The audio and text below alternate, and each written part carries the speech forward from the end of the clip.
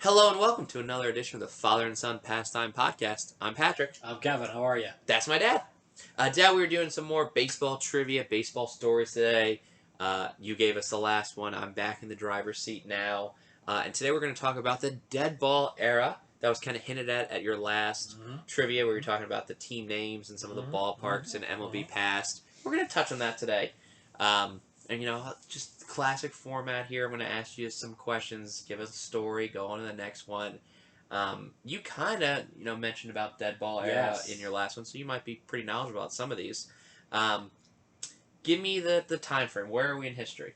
I think in 1910 to 1920, that is in the neighborhood? Yeah, it's in the neighborhood. It's a little longer. It's about a 20-year period, 1901 to 1920. Okay. Do you know why 1920 sort of marks an end to the Deadball Era? And it's not the Black Sox scandal.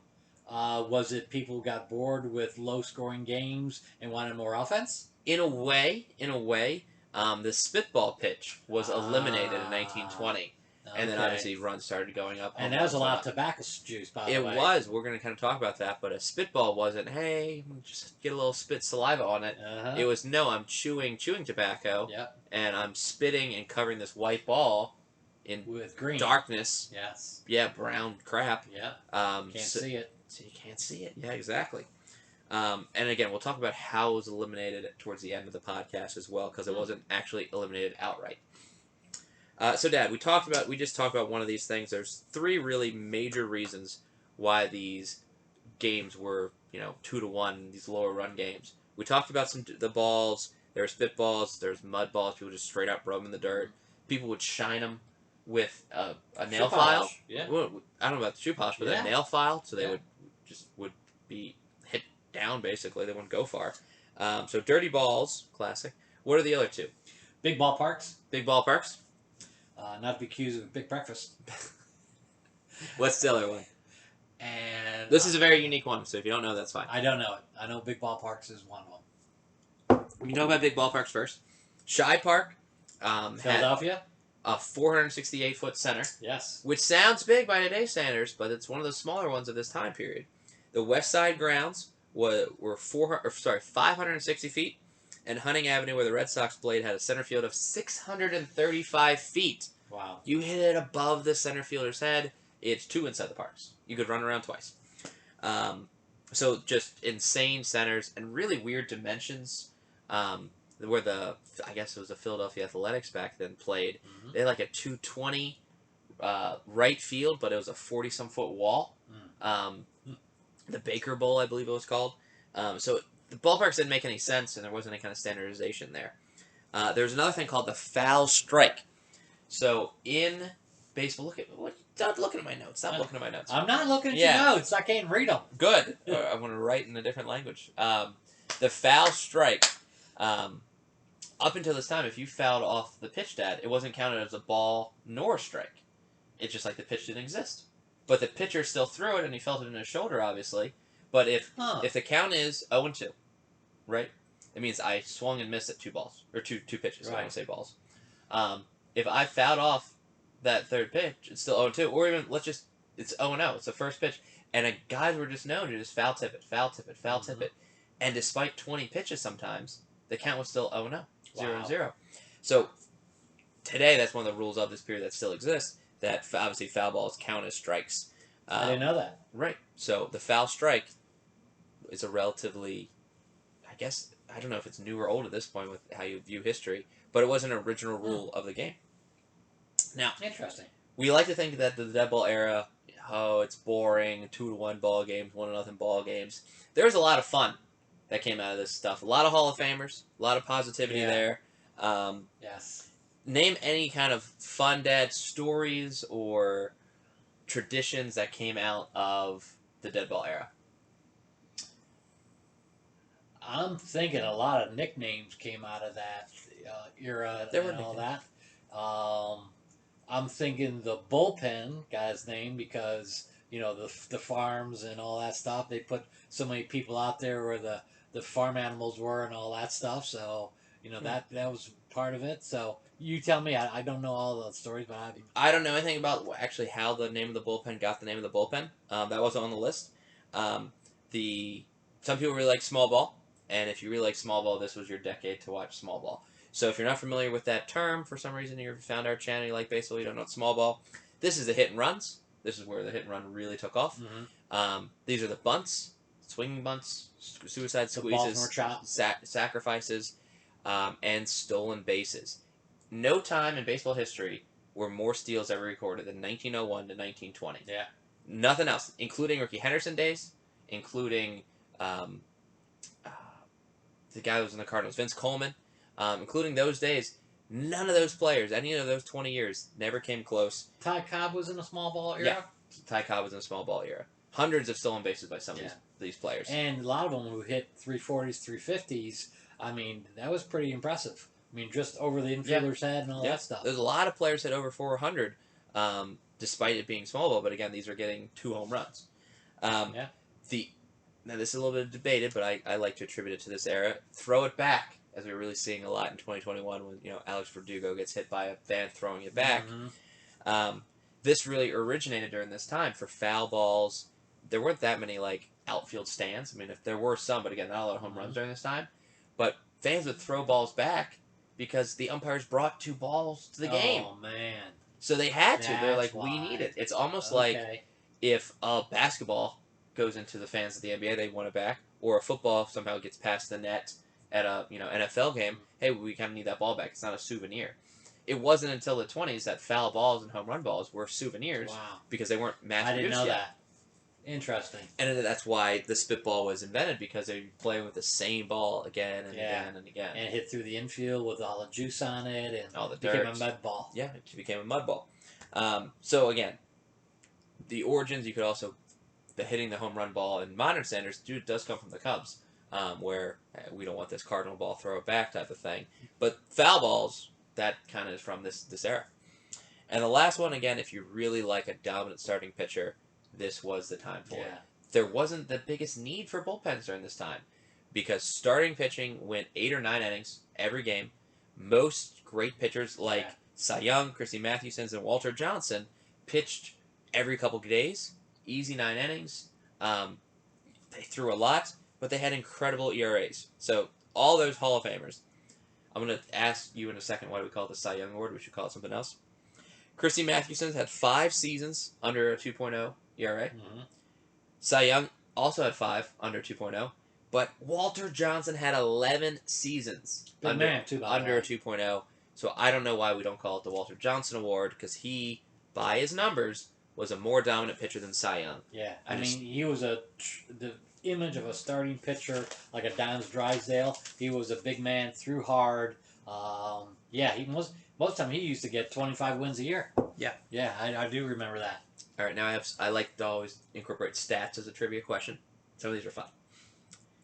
In those 20 years, then, that 20-year span, how many years did the league leader in triples outnumber the league leader in home runs? So how many times were there more triples than home runs by a single person? 12.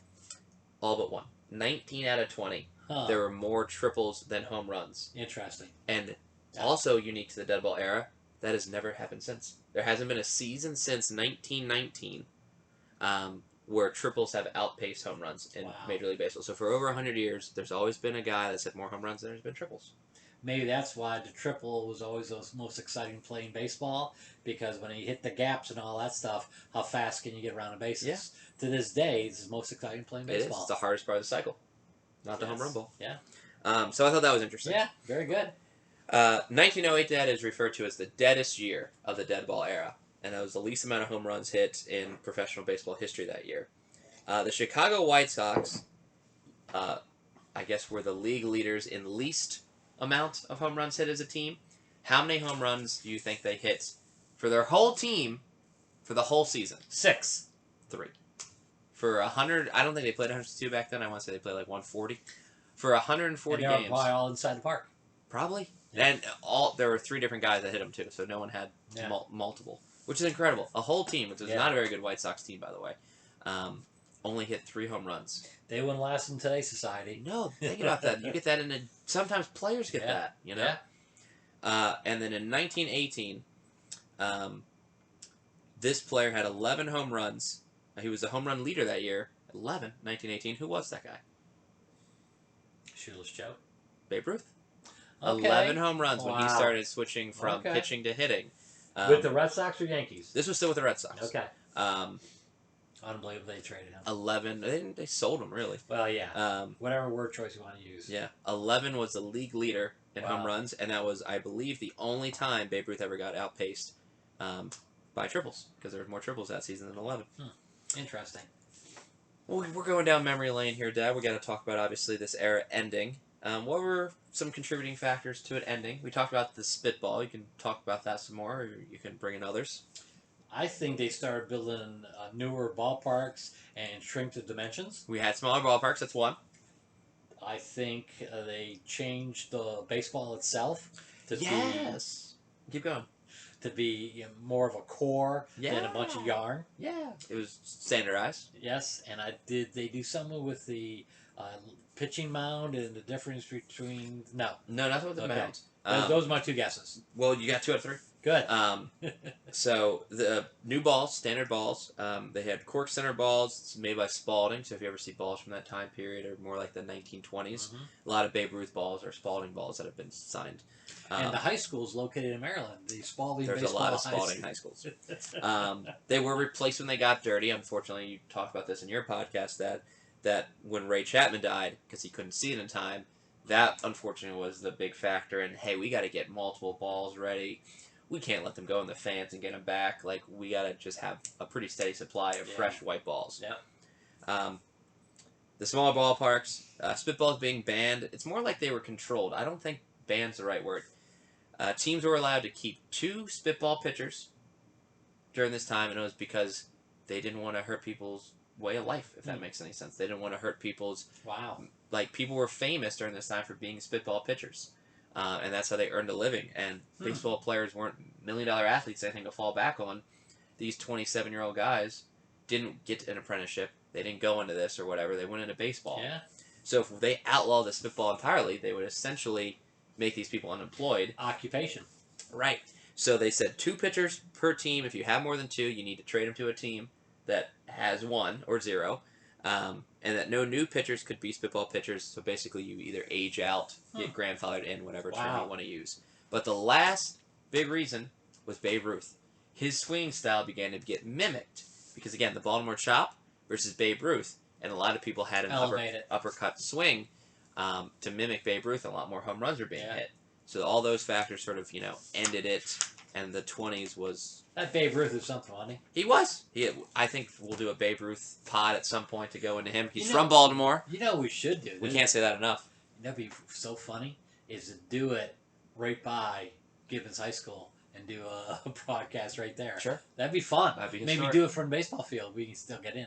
It's all wired up, so who knows? But that'd be fun.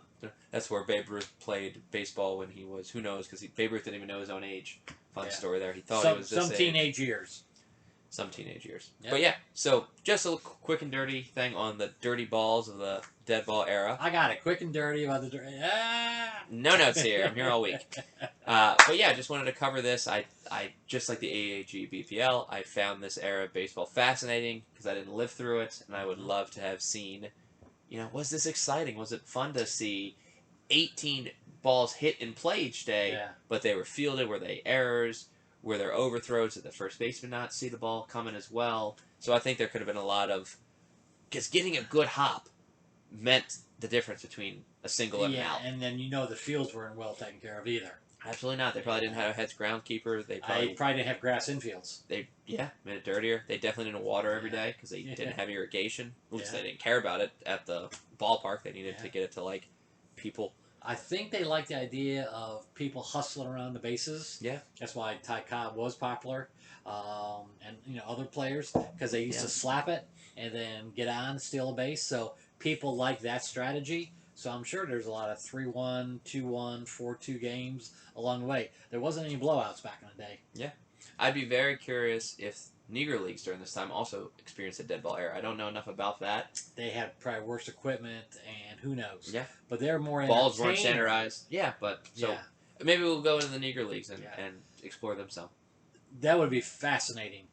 The little I read about the Negro Leagues was people came out for the food. The Oh, okay. food was outstanding. So people in the community got together, and it was fish and chicken and everything else. So people came in, I don't know, 50 cents to get in the game, something like that.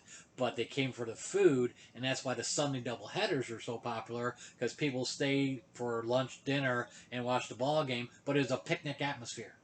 Okay. Yeah. Well, maybe my dad does a little pot Yeah. on the Negro Leagues I would in the like to future. do that. It'd be I fun. would like to do that. I think that would do my heart well. Okay. So yeah. Well, that's awesome. Yeah. Well, thanks for joining on this, somewhat shorter episode than we normally talk about, but it's just a little trivia and some stories about the Deadball Era. Feel free to use them in your conversations. And give us topics. Yeah, give us topics. We are ready to receive all kinds of Yeah. stuff. We love doing research. Yeah. We'll give each other ideas in the middle of the podcast, clearly. Yes. So, but yeah, thanks for listening, and until next time. Adios.